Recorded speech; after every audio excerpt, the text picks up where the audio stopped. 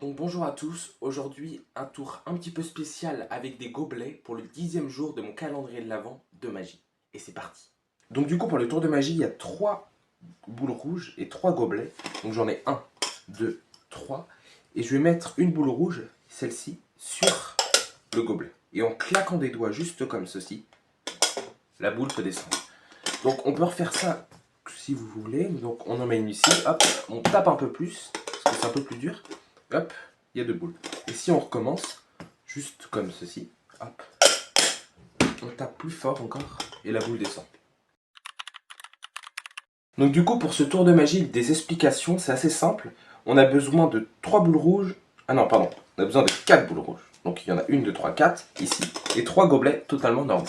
Donc les gobelets, vous pouvez les remplacer, parce que tout le monde n'a pas ces gobelets là chez soi. Vous pouvez les remplacer par des gobelets en plastique.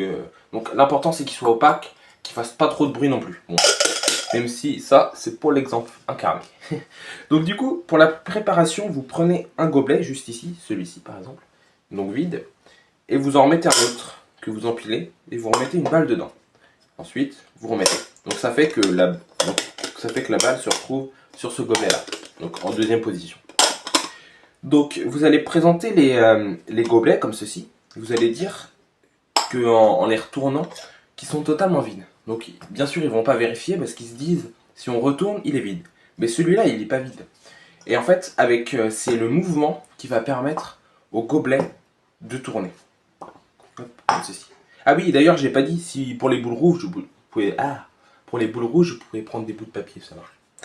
Donc hop vous la retournez comme ceci. Hop, vous la mettez hop voilà. Donc vous la posez juste ici et vous dites en plaçant une balle ici que la balle peut traverser le gobelet. Donc vous tapez comme ceci, hop, et la balle traverse.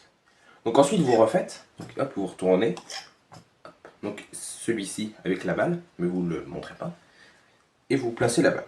Hop, claquez des doigts, la balle est descendue. Ensuite vous replacez les gobelets, donc avec celui-là où il y a toujours la balle, hop, comme ceci, et vous pouvez placer le gobelet, claquer des doigts et montrer. Donc le tour est plutôt simple hein, en soi, mais il est assez impressionnant et puis avec un petit peu de matériel, il peut marcher très très bien. Donc voilà pour ce tour, donc si vous avez besoin d'autres explications, vous regardez, vous me mentionnez dans les commentaires et je viendrai à votre secours. Donc merci à tous et abonnez-vous si ça vous a plu et à demain pour le nouveau tour de magie.